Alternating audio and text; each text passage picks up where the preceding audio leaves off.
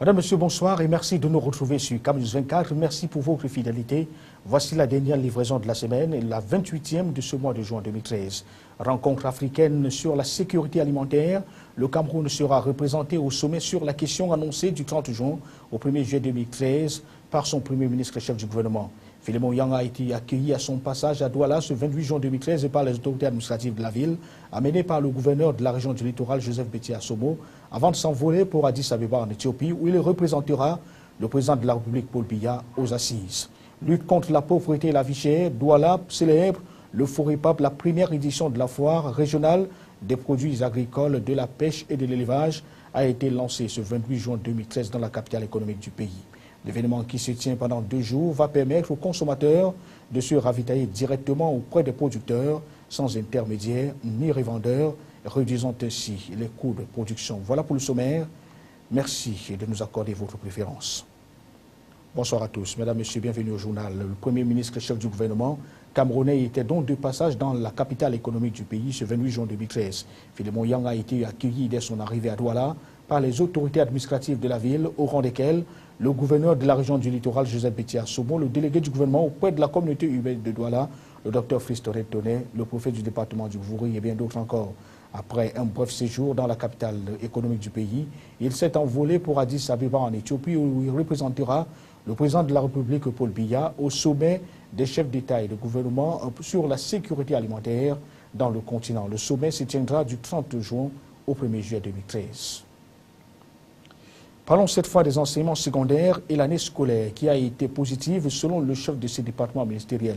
Interpellé sur la question au cours du conseil de cabinet tenu récemment à Yaoundé, lui, Bapès a jugé satisfaisant le bilan de l'année scolaire 2012-2013 et la session des examens 2013 dont les résultats sont attendus.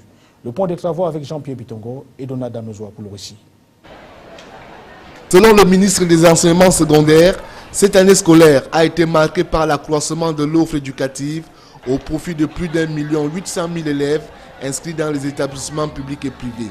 Mentionnant la création de 600 CES, 87 CETIC et 6 ENIET, la transformation de 95 établissements scolaires d'enseignement général en lycée et lycée bilingue et de 25 CETIC en lycée technique. Il cite également l'ouverture de 219 établissements de l'enseignement général et 90 de l'enseignement technique, l'ouverture effective de l'ENIET de Garoua et des ENIEJ de Baham, Poli et Yokadouma dans l'enseignement normal, ainsi que la délivrance de plusieurs autorisations de création d'ouverture et d'extension d'établissements scolaires privés à de nombreux promoteurs. Avec un accent mis sur la qualité et la pertinence des enseignements dispensés et l'octroi de la subvention de l'État à 466 établissements scolaires pour un montant de 900 millions de francs CFA. Pour le ministre Bapès, la session 2013 des examens officiels du cycle secondaire a connu un déroulement sans incident fâcheux, avec en prime la première session du BEPC bilingue, réservée aux candidats ayant suivi les enseignements du programme d'éducation bilingue spécial en vigueur dans 84 établissements pilotes. La suppression de la phase d'admissibilité dans certains examens de l'enseignement technique où désormais tous les candidats passent les épreuves théoriques et pratiques constitue une autre innovation de nature à crédibiliser davantage la diplomation des dites filières. L'on a enregistré plus de 528 000 candidats contre 146 635 en 2012 pour les examens et concours relevant de la direction des examens, des concours et de la certification. Pour les examens relevant de l'Office du baccalauréat du Cameroun, ils sont 302 815 candidats contre 306 092 en 2012. Et enfin, pour les examens relevant du General Certificate of Educational Board, c'est 154 913 candidats contre 142 248 en 2012. Le ministre se veut rassurant sur les corrections qui ont déjà débuté et l'ensemble des résultats devant être publiés d'ici la fin du mois de juillet prochain. Concernant l'éducation des bases, la ministre Ali Madida a fait savoir que le plan d'action de son département ministériel pour l'année scolaire 2012 et 2013 et s'exécutait convenablement au profit des 3 846 111 élèves des écoles publiques et privées du Cameroun. Les repères, c'est avec Jean-Pierre Bitongo et Apollinaire Zouelbon. À en croire Mme Youssouf née Adija Alim, les actions prévues depuis la dernière rentrée scolaire ont connu un déroulement satisfaisant, y compris dans les 170 écoles situées dans les zones où se sont produites les inondations dans la partie septentrionale du Cameroun en 2012. Dans l'enseignement préscolaire, 33 blocs maternels et 20 salles de classe dont 13 écoles maternelles ont été construites pour plus d'1 milliard de francs CFA. Bien plus, 332 nouvelles écoles maternelles, 399 écoles primaires publiques et 222 nouvelles écoles privées ont été créées et ouvertes, tandis que des crédits ont été délégués aux collectivités territoriales décentralisées pour la construction de 683 nouvelles salles de classe, la réhabilitation de 99 salles de classe, la construction de 10 clôtures, la construction de 100 blocs latrines, l'équipement de 683 salles de classe en 22 220 tables bancs et 300 kits de microsciences. S'agissant de la session des examens et concours, le ministre a enregistré 270 213 candidats au CEP et 90 525 candidats au First School Living Certificate. Les résultats du CEP seront disponibles dans les 10 régions au plus tard ce vendredi 28 juin 2013. Comme au ministre des enseignements secondaires, le Premier ministre a donné à Mme Youssouf Adija Alim des directives pour la conduite des corrections et la proclamation des résultats à la bonne date. Il a par ailleurs prescrit diverses mesures dans le cadre de la préparation de la rentrée scolaire 2013-2014. Parlant de tourisme et loisirs, le ministre d'État Bello Bouba Maïgari a fixé les grandes lignes de la politique nationale, laquelle a pris du relief depuis la réorganisation gouvernementale du 9 décembre 2011. C'était donc au cours du même conseil de cabinet, présidé par le Premier ministre et chef du gouvernement à Yaoundé. La synthèse du communiqué, c'est avec Jean-Pierre Bitongo et Apollinaire Zoubenbon une fois de plus. L'exposé du ministre d'État, ministre du Tourisme et des Loisirs, portait sur la stratégie nationale de développement et de promotion des loisirs. Bello Bouba Maïgari a notamment déploré la prolifération de certaines activités malsaines dans le secteur du tourisme interne. Il est ensuite revenu sur les atouts socio-économiques de la pratique des loisirs, dont les bienfaits sont nombreux au plan psychosocial et les retombées économiques indéniables, notamment en termes de création d'emplois. Pour le moins, le secteur des loisirs au Cameroun souffre de nombreuses carences, à l'instar de l'absence de cadre juridique, de la faiblesse, voire de l'inexistence de la culture de loisirs, ainsi qu'un déficit criant d'infrastructures. Se fondant sur la vision 2035, le Mintoul s'est assigné pour objectif de développer des loisirs sains et éducatifs, accessibles à la grande majorité, susceptibles de favoriser le bien-être et l'épanouissement des populations, tout en contribuant au développement économique de l'ensemble du pays à travers des infrastructures modernes.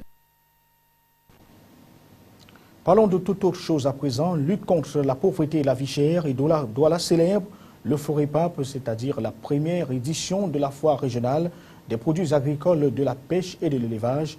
Elle a été lancée ce 28 juin 2013 dans la capitale économique du pays. L'événement qui se tient pendant 2 jours va permettre aux consommateurs de se ravitailler directement chez les producteurs sans intermédiaire ni revendeurs, réduisant ainsi le coût des produits. Albertine Bichaga et Josué Ngongan pour les détails. La pluie qui s'est abattue sur la ville de Douala ce 28 juin n'a pas freiné l'engouement des agriculteurs et éleveurs du littoral à lutter contre la pauvreté.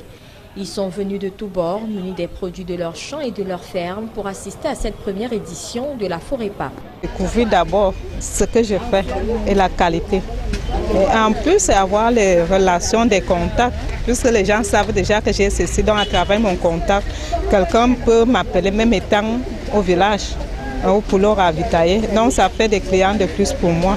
Pour la Chambre d'agriculture, de l'élevage et des forêts du Cameroun, organisateur de l'événement, le thème de la lutte contre la pauvreté et la vie chère qui accompagne la rencontre, loin d'être un simple slogan, est une réalité qui se vérifie dans les objectifs même de cette foire. Nous voulons qu'à travers la foire, les producteurs puissent rencontrer les opérateurs économiques et négocier des partenariats si possible. Nous voulons également qu'à travers la foire, les producteurs puissent se connaître puisqu'ils viennent de différents départements et éventuellement nouer les relations de travail et d'échange. Ça permet également à ce que ils améliorent leurs revenus parce qu'ils viennent vendre directement les produits aux consommateurs. Les GIC savent qu'aujourd'hui, on veut que les GIC deviennent un peu les petites structures qui peuvent vendre leurs produits, savoir que s'ils ont cultivé, ils peuvent vendre et avoir un peu de revenus pour lutter contre la pauvreté. Mais pour qu'on le sache, il faut que les GIC prennent l'occasion de montrer les produits qu'ils cultivent.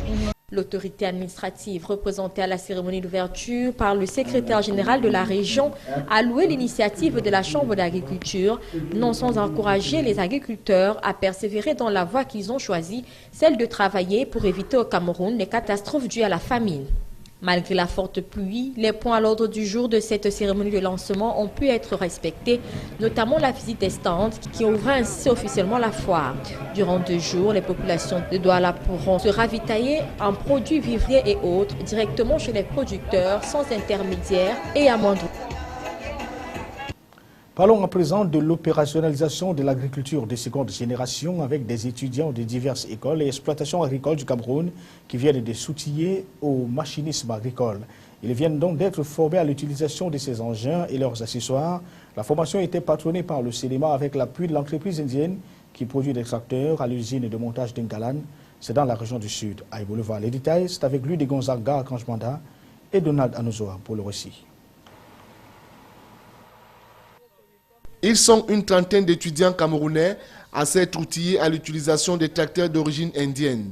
La formation qui s'est déroulée au site d'Ngalan, qui a accueilli en 2011 le comice agro-pastoral de Bolova. Elle leur a permis de glaner un éventail de connaissances sur l'utilisation des types de tracteurs produits à présent dans l'usine d'Ngalan. On y a déjà 1 millier d'exemplaires. Cette formation aujourd'hui consiste à montrer aux jeunes Camerounais qui ne savent pas encore utiliser la machine, surtout la machine indienne, comment il faut le faire.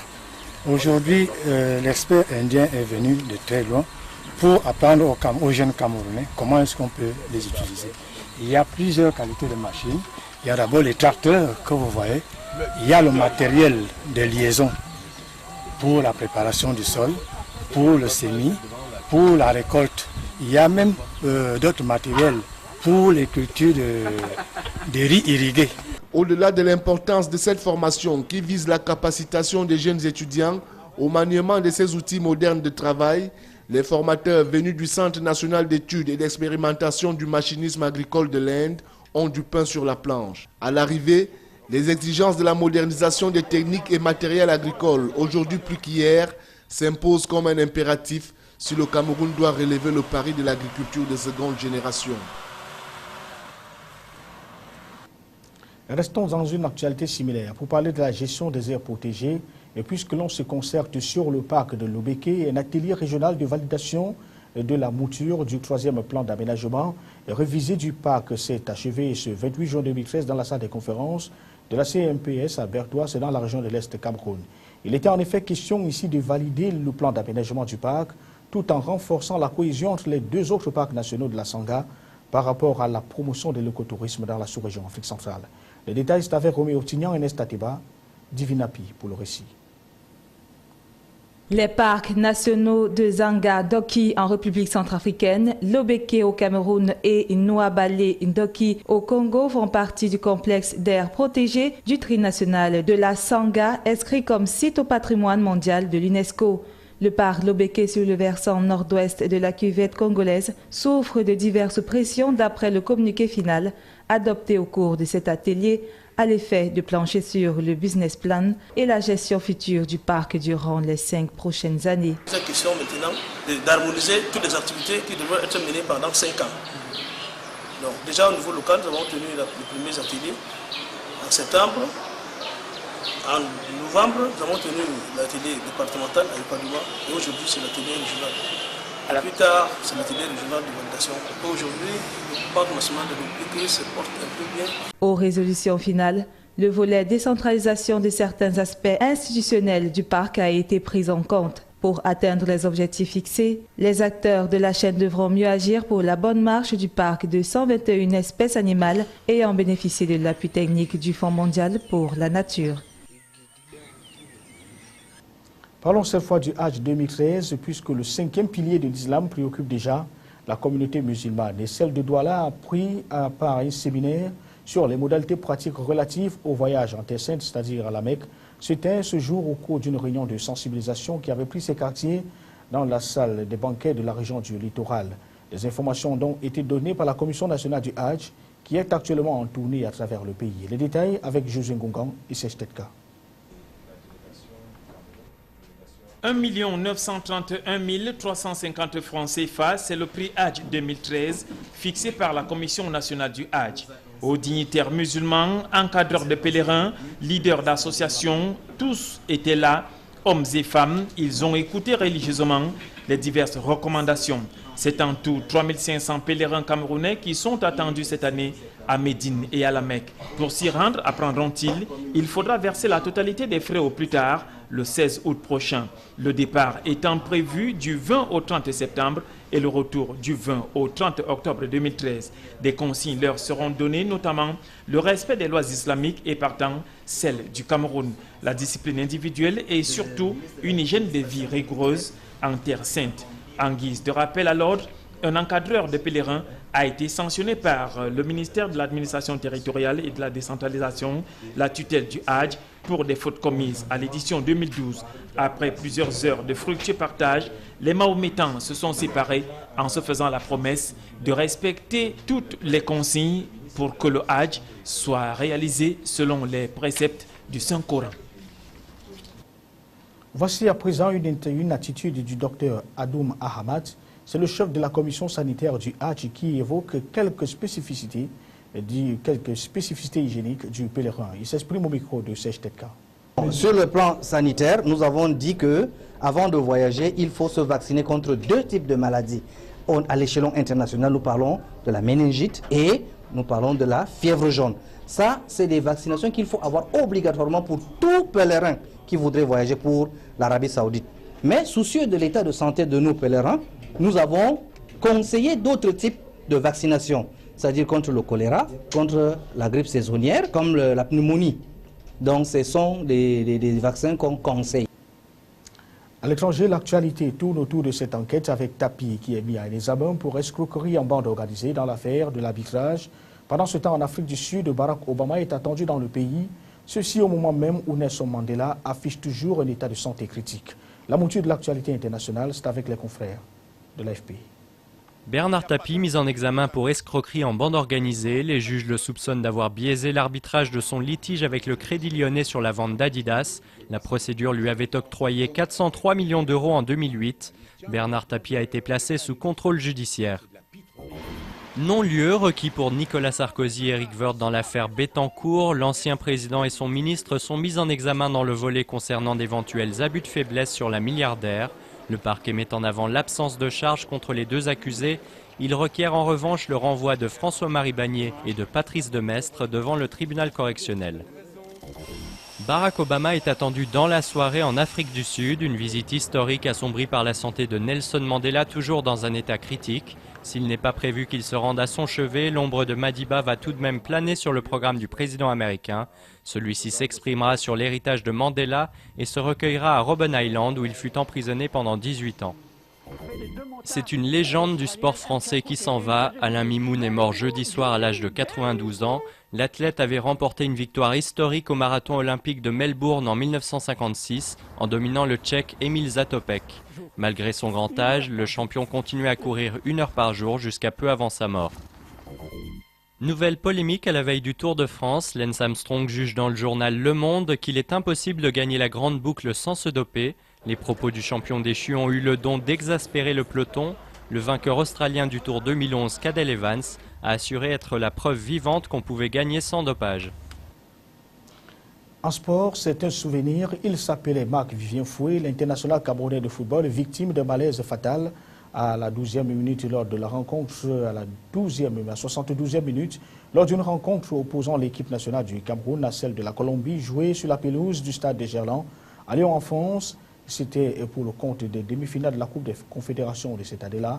À Paris, donc, ce dernier et son décès, on se rappelle, 10 ans après, qu'est devenue l'image de la personne.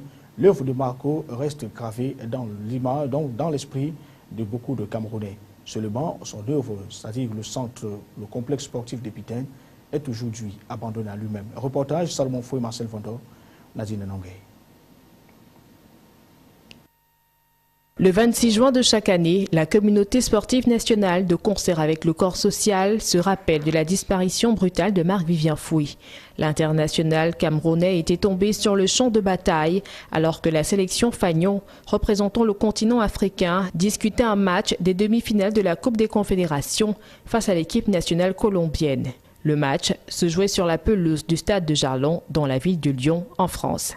Une décennie plus tard, la mémoire et l'œuvre de ce sportif d'exception continuent de préoccuper la conscience nationale.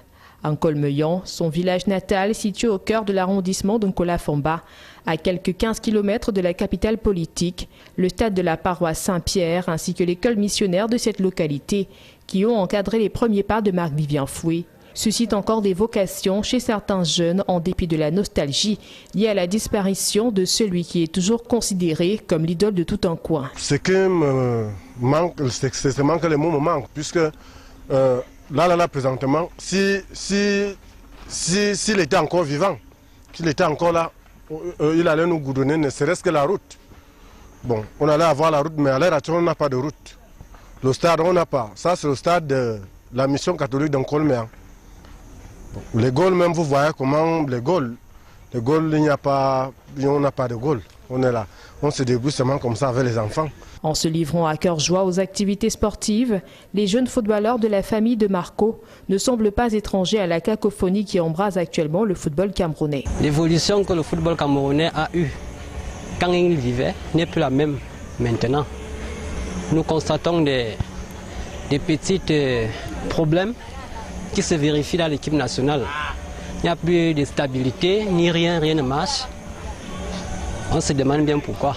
Quelques contrastes tout de même dans ce village où il ne resterait que des bribes de souvenirs à certains habitants. Au quartier Bitin, où le regretté avait entamé les travaux de construction d'un complexe sportif de référence, le constat est triste. Le chantier n'a plus évolué.